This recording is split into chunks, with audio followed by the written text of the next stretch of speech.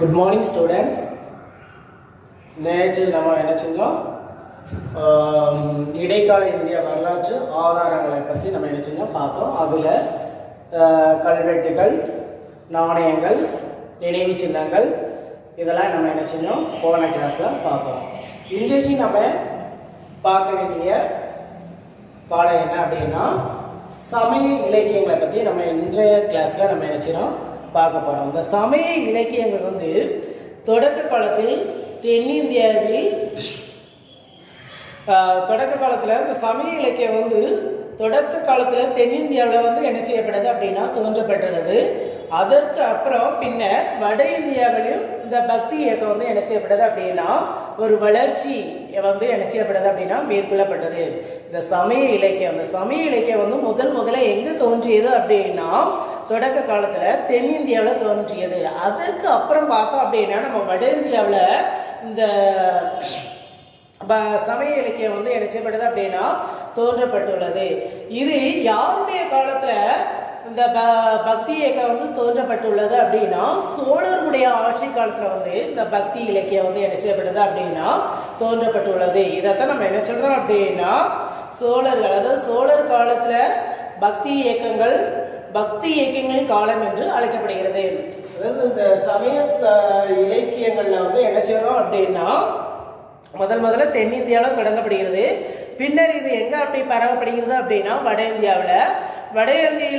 இந்தியாவில் என்ன செய்யப்படுது அப்படின்னா இந்த பக்தி இயக்கம் வந்து பரவப்படுகிறது. அதுக்கப்புறம் இந்த பக்தி இயக்கமானது வந்து யாருடைய காலத்துல இது வந்து அதிகமாக காணப்பட்டு இருந்தது அப்படின்னா சோழருடைய காலத்துல. அதனாலதான் இந்த பக்தி இயக்க காலத்தை வந்து நம்ம எப்படி அழைக்கப்படுகிறோம் அப்படின்னா சோழருடைய காலத்துல பக்தி இயக்க காலம் என்று அழைக்கப்படுகிறது. அப்ப அந்த பக்தி இயக்க காலம் வந்து யாருடைய காலத்துல ஏற்பட்டது அப்படின்னா சோழருடைய காலத்துல ஏற்பட்டது அப்படின்ட்டு என்ன செய்யப்படுது சொல்லப்படுகிறது. அப்போ இது இந்த கேள்வி வந்து 1 மார்க் கொஸ்டின்ல கேட்பாங்க. அதாவது சோழர் பக்தி இயக்க காலம் வந்து யாருடைய காலத்துல அழைக்கப்படுகிறது அல்லது வந்தது அப்படின்னு கேட்டா சோழருடைய காலம் அப்படின்னு நம்ம என்ன செய்யணும் தெரிஞ்சுக்கணும். அதுக்கப்புறம் இந்த பக்தி இயக்கத்துல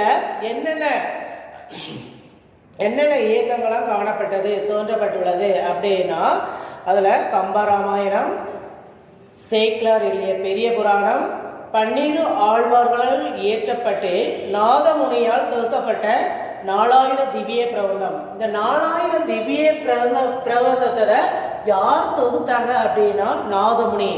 இந்த நாதமுனி என்பவர் வந்து என்ன செஞ்சாங்க தொகுக்கப்பட்டாங்க. ஒன்வடியில கேட்பாங்க 4000 திவ்ய பிரபந்தத்தை யார் தொகுத்து கூறினாங்க அப்படின்னா நாதமுனி என்பவர் வந்து என்ன செஞ்சாங்க தொகுத்து கூறினாங்க. அதுக்கப்புறம் என்ன அப்படின்னா அக்பர், சம்பந்தர், சுந்தரர் ஆகியோர் இயற்றப்பட்டு நம்பியால் இந்த நூல் வந்து என்ன செய்யப்பட்டது தேவாரம் அப்படின்ற நூல் வந்து என்ன செய்யப்பட்டது தொகுக்கப்பட்டுள்ளது. அக்பர், சுந்தரர், சம்பந்தர் இந்த ஆகியோர் இந்த 3 பேரும் இயற்றப்பட்ட நூல் என்ன, அதாவது இயற்றப்பட்டு நம்பியால் தொகுக்கப்பட்ட நூல் என்ன நூல் அப்படின்னா தேவாரம் அப்படின்ற நூல் என்ன செய்யப்படுது தொகுக்கப்பட்டுள்ளது. அதுக்கப்புறம் என்ன அப்படின்னா திருவாசகம் அப்படின்ற நூலை யார் எழுதுனாங்க அப்படின்னா மாணிக்க வாசகர். இந்த திருவாசகம் அப்படின்ற நூலை யார் எழுதினாங்க அப்படின்னா மாணிக்க வாசகர். சரி, இது ஒன்னடி தப்பாங்க. அதுக்கப்புறம் சோழர் கால பக்தி இயக்கங்களாகும். இதைத்தான் நம்ம என்ன சொல்றோம் அப்படின்னா சோழர் காலத்துடைய பக்தி இயக்கங்கள் அப்படின்னு நினைச்சாங்க சொல்றாங்க. அதுக்கப்புறம் இந்த பக்தி இயக்கங்கள் வந்து இதனுடைய தொடர்ச்சியை நம்ம பார்த்தோம் அப்படின்னா 15ஆம் நூற்றாண்டை சேர்ந்த 15ஆம் நூற்றாண்டை சேர்ந்த கவிஞரான கபீர்தாஸ் வந்து பக்தி இயக்கத்தால் என்ன செய்றாங்க அப்படின்னா கௌரவம் பெறாங்க. அதாவது 15ஆம் நூற்றாண்டை சேர்ந்த இறைநிலை உணர்வு அடைந்தவர் யார் அப்படின்னா கபீர்தாஸ். இவர் வந்து என்ன செய்றாரு அப்படின்னா பக்தி இயக்கத்தால என்ன செய்றாங்க அப்படின்னா கௌரவம் பெறப்படுகிறாங்க. அதுக்கப்புறம் என்ன அப்படின்னா 12ஆம் நூற்றாண்டுல தென்னிந்திய பக்தி இலக்கிய மரபினுடைய தொடர்ச்சி பத்தி யார் சொல்லப்படுறாங்க அப்படின்னா ஜெயதேவனுடைய கீத கோவிந்தம் அப்படின்னு என்பவர் வந்து நினைச்சாரு அப்படின்னா 12ஆம் நூற்றாண்டினுடைய தென்னிந்திய பக்தி இலக்கிய மரபினுடைய தொடர்ச்சியை பத்தி இவர் என்ன செய்றாரு சொல்லப்படுகிறார். அப்ப சமய இலக்கியங்கள் அப்படின்னா இந்த சமய இலக்கியங்கள் முதல்ல தென்னிந்தியாவில் தோன்றப்பட்டது. பின்னர் எங்க தோன்றப்பட்டது அப்படின்னா வட இந்தியாவில். இந்த வட இந்தியாவில் யார் தோன்றப்பட்டது? அதுக்கப்புறம் இந்த பக்தி இயக்கங்கள் யாருடைய காலத்துல தோன்றப்பட்டது அப்படின்னா சோழருடைய காலத்துல இணைச்சப்பட்டது தோன்றப்பட்டுள்ளது. அப்ப சோழருடைய காலத்துல இந்த பக்தி இயக்கம் இணைச்சப்பட்டது அப்படின்னா அதிகமாக காணப்பட்டிருந்தது. அது என்னென்ன பக்தி இயக்கங்களும் காணப்பட்டது அப்படின்னா கம்பராமாயணம், சேக்கலார் எழுதிய பெரிய புராணம், 12 ஆழ்வார்களில் இயற்றப்பட்டு நாதமுனியால் தொகுக்கப்பட்ட 4000 திவ்ய பிரபந்தம், அக்பர் சம்பந்தர் சுந்தரர் ஆகியோர் இயற்றப்பட்டு நம்பியார் தொகுக்கப்பட்ட தேவாரம், மாணிக்கவாசர் எழுதிய நூல் திருவாசகம். இந்த நூல்லாம் என்ன செய்யப்பட்டது அப்படின்னா சோழர்களுடைய பக்தி இயக்கங்களாக என்ன செய்யப்பட்டது காணப்பட்டு இருந்தது. அதுக்கப்புறம் நம்ம பார்க்கிறோம் அப்படின்னா இந்த சமய சார்பற்ற இலக்கியங்கள். இந்த சமய சார்பற்ற இலக்கியங்கள் அப்படின்னு பார்த்தோம் அப்படின்னா அதாவது சமயத்தை சாராத இலக்கியங்கள் என்னென்ன இலக்கியங்கள் எல்லாம் காணப்படுகிறது அப்படின்னா கங்காதேவியால் இயற்றப்பட்ட மதுரா விஜயம், கிருஷ்ண தேவராயரின் அமுத மல்யாதா ஆகிய இலக்கியங்கள் விஜயநகர பேரரசனுடைய தொடர்புடைய நிகழ்வுகளையும் தனி நபர்களையும் நாம் அறிந்து கொள்ள இது என்ன செய்யப்படுகிறது இந்த சமய சார்பற்ற இலக்கியங்கள் என்ன செய்யப்படுகிறது உதவப்படுகிறது. அதுக்கப்புறம் சாங் பரிதை இவர் பிருதிவி ராஜா ராசோ அப்படின்னு என்பவர் இந்த ராஜபுத்திரர்களுடைய ராஜபுத்திரர் இருக்காங்க அந்த அரசர்களுடைய மன துணிச்சலை இந்த மன துணிச்சலை படம் பிடித்து காட்டப்படுகிறது. யாருடையத அதாவது பிருதிவி ராஜா ராசோ என்பவர் சான் பரிதை அப்படின்ற நூல்ல இருந்து நினைச்சப்படுது அப்படின்னா இந்த ராஜபுத்திர அரசர்களுடைய மன துணிச்சலை இது நினைச்சப்படுது படம் பிடித்து காட்டப்படுகிறது. அதுக்கப்புறம் இஸ்லாமுக்கு முந்தைய காலம் குறித்து உள்ள ஒரே சான்று கல்கனாரியினுடைய ராஜதரங்கணி அப்படின்ற நூல் 11ஆம் நூற்றாண்டை சேர்ந்ததாக என்ன செய்யப்படுகிறது காணப்படுகிறது. அதுக்கப்புறம் நூல்கள் வாழ்க்கை வரலாறுகள் சுயசரிதைகள். இந்த நூல்கள் வாழ்க்கை வரலாறுகள் சுயசரிதைகள் இதை நம்ம பார்த்தோம் அப்படின்னா இந்த நூல்கள் வாழ்க்கை வரலாறுகள் சுயசரிதைகள் அப்படின்னு பார்த்தோம் அப்படின்னா அந்த அடிமை வம்சத்தை சேர்ந்த சுல்தான் நஸ்ருதீன் மாதுவால் ஆதரிக்கப்பட்ட மின்ஹஜ் உஸ் ஜிராஜ் என்பவர் தபக் கி நஸ்ரி என்னும் நூலை எழுதினார். அதாவது இந்த நஸ்ருதீன் மாதுவால் ஆதரிக்கப்பட்ட இது எந்த வம்சத்தை சேர்ந்தவங்க அப்படின்னா அடிமை வம்சத்தை சேர்ந்த சுல்தான். இந்த அடிமை வம்சத்தை சேர்ந்த சுல்தான் நஸ்ருதீன் மாதுவால் ஆதரிக்கப்பட்ட மின் கஜ் உஸ் ஜிராஜ் என்பவர் தபக் இ நஸ்ரி என்னும் நூலை என்ன செஞ்சாரு எழுதினாரு.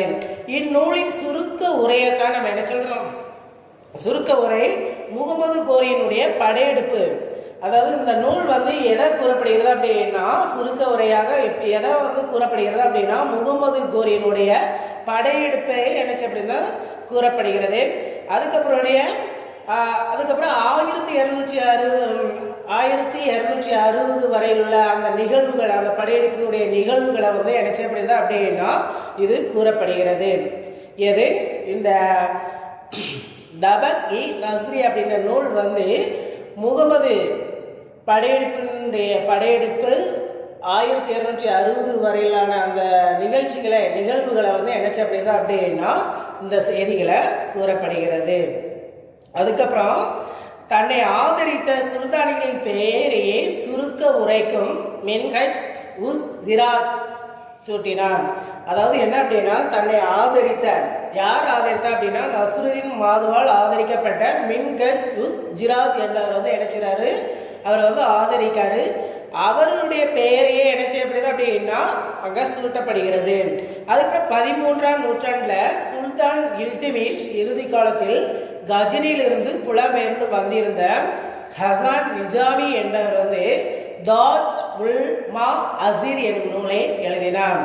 அதுக்கப்புறம் என்ன அப்படின்னா 13ஆம் நூற்றாண்டுல வந்து சுல்தான், இந்த சுல்தான் யார் அப்படின்னா இல்டிமிஷ் இறுதி காலத்துல வந்து கஜினியில் இருந்து, கஜினி அப்படின்னா ஒரு இடம், அந்த இடத்துல இருந்து என்ன செய்றாரு அப்படின்னா புலம்பெயர்ந்து, புலம்னா இடம், அந்த கஜினி இடத்துல இருந்து வேறொரு இடத்துக்கு ஹசான் நிஜாமி என்பவர் மூலமாக தாஜ் உல் மா அசீர் என்னும் நூலை வந்து என்ன செய்றாரு, எழுதுறாரு. அதுக்கப்புறம் குத்புதீன் ஐபக் பற்றிய பல செய்திகளை இந்நூல் வந்து என்ன செய்யப்படுகிறது அப்படின்னா முன்வைக்கப்படுகிறது. இந்நூலை டெல்லி சுல்தானியத்தினுடைய வரலாற்றை என்ன செய்யப்படுது அப்படின்னா ஒரு இந்த நூல் வந்து டெல்லி வரலாற்றை, அதாவது தாஜ் உல் ம அசீர் அப்படின்ற நூலை வந்து இவர் வந்து என்ன செய்றாரு அப்படின்னா ஹசான் நிசாமி என்பவர், ஹசான் நிசாமி என்பவர் வந்து எந்த நூலை எழுதுகிறார் அப்படின்னா தாஜ் உல் மா அசீர் அப்படின்ற நூலை வந்து என்ன செய்றாரு, எழுதுறாரு. அதுக்கப்புறம் இந்த குத்புதீன் ஐபக் அப்படின்ற அவருடைய செய்திகளையும் இந்த நூலில் என்ன செய்யப்படுகிறது அப்படின்னா முன்வைக்கப்படுகிறது. இதனால இந்த நூல் வந்து டெல்லி சுல்தானின் வரலாற்றை என்ன செய்யப்படுகிறது அப்படின்னா கூறப்படுகிறது. அப்புறம் அரசின் இசைவு பெற்ற முதல் நூலாக இந்த நூல் வந்து எந்த நூல், தாஜ் உல் மா அசீர், அந்த நூல் வந்து அரசினுடைய முதல் இசைவை பெற்ற நூல் எது அப்படின்னா தாஜ் உல் அசீர் அப்படின்ற நூல் வந்து என்ன செய்யப்படுகிறது, காணப்படுகிறது. இது ஒன்மடியில் கேட்பாங்க, நல்லா படிச்சுக்கோங்க. அதுக்கப்புறம் முகமது பின் துக்ளக்கின் அரசவை வரலாற்று ஆசிரியர், அதாவது முகமது பின் துக்ளக்கினுடைய அரசனுடைய வரலாற்று ஆசிரியர் யார் அப்படின்னா ஜியா உத் பரணி.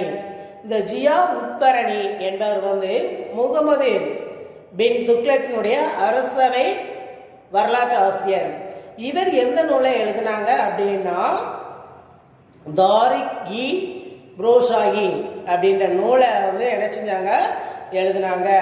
அப்புறம் இந்த நூல் வந்து யாரெல்லாம் விளக்கப்படுகிறது அப்படின்னா கியாசுதீன் பால்பன் முதல் புரோஷா துக்ளக்கின் தொடக்க கால ஆட்சி வரையிலான டெல்லி சுல்தானின் வரலாற்றை விளக்கப்படுகிறது. அதாவது இந்த ஜியா முகமது பின் துக்ளக்கின் அரசவை வரலாற்று ஆசிரியர் யார் அப்படின்னா ஜியா உத் பரணி. இவர் வந்து தாரிக் இ புரோஷாஹி அப்படின்ற நூலை வந்து என்ன செஞ்சாரு, எழுதினாரு. இவருடைய இந்த நூல் வந்து எதெல்லாம் யாருடைய எதிலிருந்து எந்த காலத்துல இருந்து இந்த நூல் வந்து கியாசுதீன் பால்பன் முதல் புரோசாஸ் துக்ளக்கின் தொடக்க கால ஆட்சி வரையிலான டெல்லி சுல்தானின் வரலாற்றை வந்து என்ன செய்யப்படுகிறது அப்படின்னா விளக்கப்படுகிறது. அப்புறம் 16ஆம் நூற்றாண்டை சார்ந்த பெரிஸ்டா, இவர் வந்து ஒரு நூலை வந்து எழுதினாரு. என்ன நூல் அப்படின்னா தாரிக் இ பெரிஸ்டா. இந்த தாரிக் இ பெரிஸ்டா அப்படின்ற ஒரு நூலை வந்து என்ன செஞ்சாரு, எழுதினாரு. இது யாரை பத்தி எழுதப்பட்டது அப்படின்னா இந்தியாவில் முகலாயர் ஆட்சியின் எழுச்சியை குறித்து இந்த நூல் வந்து என்ன செய்யப்படுகிறது அப்படின்னா விவரிக்கப்படுகிறது. அதுக்கப்புறம் தபக்.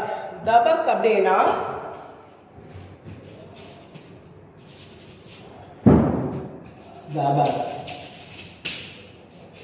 தபக் அப்படின்னா இதனுடைய பொருள் அப்படி என்ன அப்படின்னா தபக் வந்து அரேபிய சொல்லில இருந்து என்ன செய்யப்பட்டது அப்படின்னா காணப்படுகிறது. அது இதனுடைய பொருள் என்னவாக காணப்படுகிறது அப்படின்னா தலைமுறைகள், நூற்றாண்டுகள் அப்படின்னு என்ன செய்யப்படுகிறது காணப்படுகிறது. அப்புறம் தஜூக் அப்படின்னு தஜூக் அப்படின்னு என்ன செய்யப்படுதுன்னா மேற்கொள்ளப்படுகிறது. இது எந்த சொல்ல இருந்து மேற்கொள்ளப்படுகிறது அப்படின்னா பாரசீக சொல்ல இருந்து என்ன செய்யப்படுதுன்னா மேற்கொள்ளப்படுகிறது. இதற்கு பொருள் என்ன அப்படின்னா சுயசரிதை அப்படின்ற பொருளாக காணப்படுகிறது.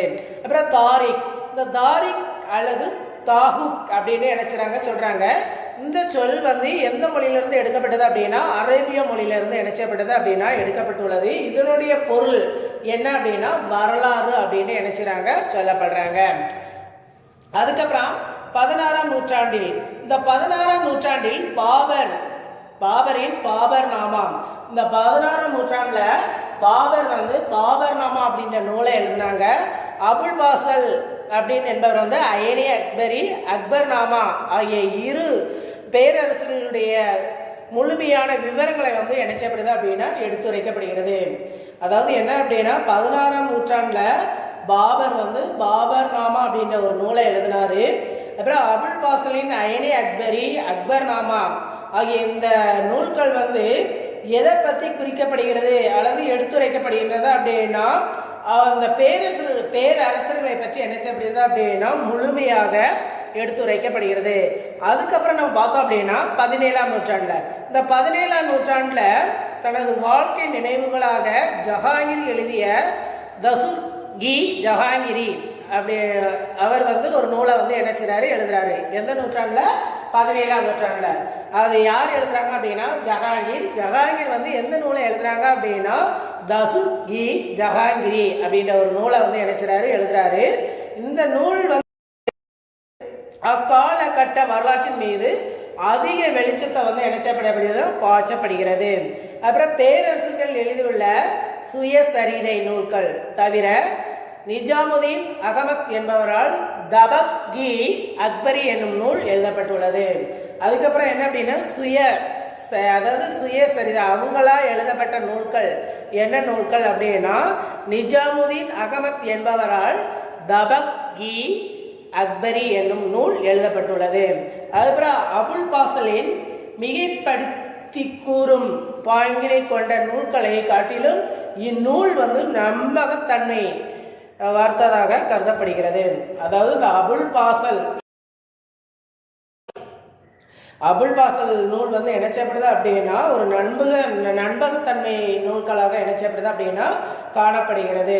அதுக்கப்புறம் இந்த இதே போன்று பதாமி எழுதிய மற்றொரு நூலான இதே இந்த அபுல் பாசல் மாதிரி என்ன அப்படின்னா பதானி அப்படின்னு என்பவர் வந்து என்ன செய்றாரு அப்படின்னா மற்றொரு நூலை வந்து என்ன செய்றாரு எழுதுறாரு. அந்த நூலுடைய பெயர் என்ன அப்படின்னா தாரிக்-இ பதானி அப்படின்ற ஒரு நூலை வந்து என்ன செய்றாரு எழுதுறாரு. இந்த நூல் வந்து ஒரு மிக சிறந்த நூலாக இணைச்சப்படுது காணப்படுகிறது. அதுக்கப்புறம் 1995 வெளியிட்ட இந்நூல் வந்து 3 தொகுதிகளை வந்து என்ன செய்யப்படுது அப்படின்னா குறிக்கப்படுகிறது. 1595 இந்த நூல் வந்து 3 தொகுதிகளாக என்ன செய்யப்படுது அப்படின்னா கொண்டுள்ளது. அது யாரை பற்றி அப்படின்னா அக்பருடைய ஆட்சி காலத்தை பற்றி என்ன செய்யப்படுகிறது அப்படின்னா பேசப்படுகிறது. அதுக்கப்புறம் அவருடைய நிர்வாகத்தை பற்றி என்ன செய்யப்படுகிறது அப்படின்னா சொல்லப்படுகிறது. அதுக்கப்புறம் அவருடைய மத கொள்கைகளை பற்றி என்ன செய்யப்படுதுன்னா குறிக்கப்படுகிறது. அது எப்படி குறிக்கப்படுகிறது அப்படின்னா ஒளிவு மறைவு இன்றி அந்த வெளிப்படையாக என்ன செய்யப்படுது அப்படின்னா அவருடைய கருத்தை அக்பருடைய கருத்தை வந்து இந்த நூலில் வந்து என்ன செய்றாங்க முன்வைக்கப்படுகிறது. அதுக்கப்புறம் நம்ம பார்த்தோம் அப்படின்னா பயணிகளும் பயண நூல்களும். இந்த பயணிகளும் பயண நூல்களும் என்ன அப்படின்னா இங்க வந்து என்ன நம்ம பார்த்தோம் அப்படின்னா 13ஆம் நூற்றாண்டு தமிழகத்தில் பாண்டிய அரசு வலிமை வாய்ந்த சக்தியாக மாறிக்கொண்டிருந்த பொழுதில் வெனிஸ் நகரை சேர்ந்த பயணி மார்க்கோ போலோ வருகை புரிந்தார். அதாவது 13ஆம் நூற்றாண்டுல தமிழகத்தில் பாண்டிய அரசு வலிமையாகவும் எழுச்சியாகவும் என்ன செய்யப்படுகிறது கொண்டிருந்தது. அந்த நேரத்தில் எந்த நாட்டுக்காரரு நம்ம தமிழகத்தில் வர்றாங்க அப்படின்னா வெனிஸ் நகரை சார்ந்த மார்க்கோ போலோ என்பவர் வந்து தமிழகத்துக்கு வருகை புரிந்தார். அது எந்த நூற்றாண்டுல அப்படின்னா 13ஆம் நூற்றாண்டுல. அதுக்கப்புறம் அவர் தமிழகத்தில் தமிழகத்தில் எந்த இடத்துக்கு வந்தார் அப்படின்னா காயல் அப்படின்ற ஒரு துறைமுகம், அதாவது காயல் அப்படின்ற ஊருக்கு என்ன செஞ்சாரு வந்தாரு. அவர் எத்தனை முறை இந்தியா அந்த தமிழ்நாட்டுக்கு வந்தாங்க அப்படின்னா 2 முறை வந்து என்ன செஞ்சாங்க அப்படின்னா தமிழ்நாட்டுக்கு வந்தாங்க. இந்த காயல் இப்பொழுது இன்றைய தூத்துக்குடி மாவட்டம் தான். தூத்துக்குடி மாவட்டத்தில் உள்ள ஊரை தான் நம்ம நினைச்சிரோம் அப்படின்னா காயல் அப்படின்னு நினைச்சுறாங்க சொல்றாங்க. இந்த காயல் அப்படின்ற துறைமுகத்துல வந்து யாரெல்லாம் வந்தாங்க அப்படின்னா சீனர்களும் அரேபியர்களும் அந்த கப்பல் நிறைய வந்து என்ன செஞ்சாங்க அப்படின்னா நிரம்பி அந்த காயல் துறைமுக பட்டினத்தை வந்து என்ன செஞ்சாங்க காணப்பட்டே இருந்தாங்க. அதுக்கப்புறம் இந்த சீனாவிலிருந்து தாம் கப்பலில் வந்ததாய் மார்க்கோ போலோ நம்மிடம் கூறுகிறார். அதாவது என்ன அப்படின்னா அந்த கப்பல்ல எங்கிருந்து நான் அந்த காயல் பட்டினத்துக்கு வந்தேன் அப்படின்னு சொல்றாரு. எங்கிருந்து வந்தேன் அப்படின்னா சீனாவிலிருந்து கப்பல்ல நான் வந்தேன் அப்படின்னு அந்த மார்க்கோ போலோ வந்து நினைச்சாரு சொல்லப்படுகிறாரு. அதுக்கப்புறம் அரேபியாவிலிருந்தும் பாரசீகத்திலிருந்தும் ஆயிரக்கணக்கான குதிரைகள் வந்து தென்னிந்தியாவில் கடல் வழியாக என்ன செய்யப்பட்டது அப்படின்னா இறக்குமதி செய்யப்பட்டதாக மார்க்கோ போலோ வந்து என்ன செய்றாரு குறிப்பிடுகிறாரு. அதாவது என்ன அப்படின்னா நிறைய எங்கிருந்து நிறைய வருது குதிரைகள் வந்து காணப்பட்டது அப்படின்னா சீனாவிலிருந்தும் அரேபியாவிலிருந்தும் நிறைய என்ன செய்யப்படுது அப்படின்னா தென்னிந்தியாவிற்கு நிறைய குதிரைகள் ஆயிரக்கணக்கு மேல் என்ன செய்யப்பட்டது அப்படின்னா அந்த குதிரைகள் வந்து இறக்குமதி செய்யப்பட்டது அப்படின்னு மார்க்கோ போலோ வந்து என்ன செய்கிறாரு குறிப்பிடுகிறாரு. அப்புறம் கஜினி மாமூதின் ஒரு படையெடுப்பின் போது அவருடன் அல்பெரோனி 16ஆம் நூற்றாண்டு இந்தியாவிற்கு வந்து இங்கு 10 ஆண்டுகள் என்ன செஞ்சாரு அப்படின்னா தங்கியிருந்தாரு. அதாவது என்ன அப்படின்னா கஜினி மாமூதின் ஒரு படையெடுப்பை வந்து என்ன செய்கிறாரு மேற்கொள்றாரு. அவருடன் யார் தங்கியிருந்தாங்க அப்படின்னா அல்பெரோனி. இந்த அல்பெரோனி வந்து எத்தனை வருஷமாக அவருடன் தங்கியிருக்கிறாங்க அப்படின்னா 10 வருடங்களாக என்ன செஞ்சாங்க அப்படின்னா தங்கியிருந்தாங்க. அப்புறம் இந்த கஜினி முகமது வந்து சோமநாதபுர படையெடுப்பு குறித்து துல்லியமாக தகவல்களை வந்து என்ன செய்றாரு அப்படின்னா கொடுத்தாரு. அதாவது என்ன அப்படின்னா இந்த கஜினி முகமதுவால் படையெடுக்கப்பட்ட ஊர் எந்த ஊர் அப்படின்னா சோமநாதர் படையெடுப்பு. இந்த சோமநாதபுர படையெடுப்பு வந்து ஒரு முக்கியமான படையெடுப்பாக என்ன செஞ்சாங்க அப்படின்னா மேற்கொண்டாங்க. அந்த சோமநாதர் படையெடுப்புல வந்து இந்த அல்பெரோனி என்பவர் வந்து என்ன செய்றாரு அப்படின்னா அவருடைய அந்த படையெடுப்புல எப்படி இருந்ததோ அதையே துல்லியமாக என்ன செய்றாங்க அப்படின்னா அந்த படையெடுப்புல வந்து என்ன செய்றாரு சொல்லப்படுகிறாரு. அதுக்கப்புறம் என்ன அப்படின்னா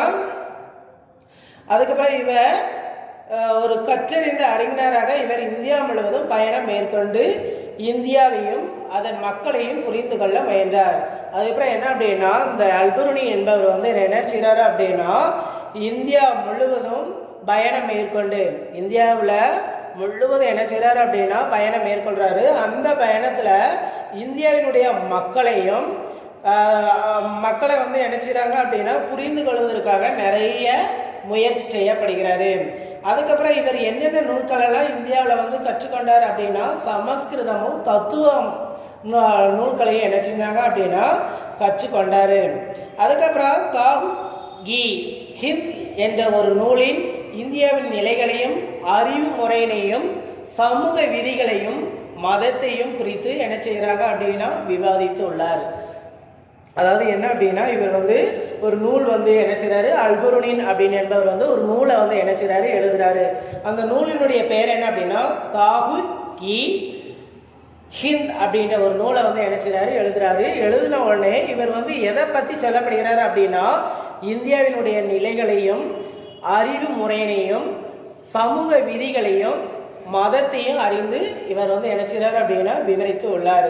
அதுக்கப்புறம் அரேபியாவில் பிறந்த மொரோக்கோ நாட்டு அறிஞரான இபன் பதுதா இவர் வந்து அரேபியாவில் பிறந்து மொரோக்கோ நாட்டு அறிஞரான இபன் பதுதா 14ஆம் நூற்றாண்டு மொரோக்கோவிற்கு புறப்பட்டு எகிப்தை கடந்து மத்திய ஆசியான் வழியாக இந்தியா வந்தடைந்தார்.